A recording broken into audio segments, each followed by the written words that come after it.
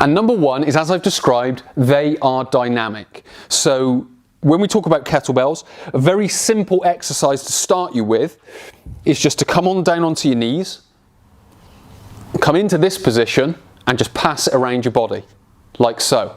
Because as I've mentioned, in everyday life, we're moving stuff around, our body is moving around, we're changing position, that's changing load.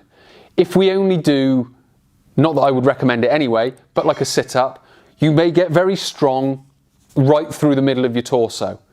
But that's not going to help the sides, that's not going to help the back. What that's going to help is the front.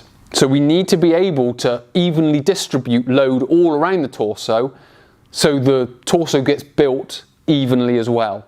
So the first way that it can accelerate your core strength and stability is that, depending on the weight you use, this is only 12 kilos, but depending on the weight you use, that's going to build the strength of it. Then as we move it, that's going to build the stability of it. So that is how the dynamic nature of kettlebells is going to accelerate your core strength and stability.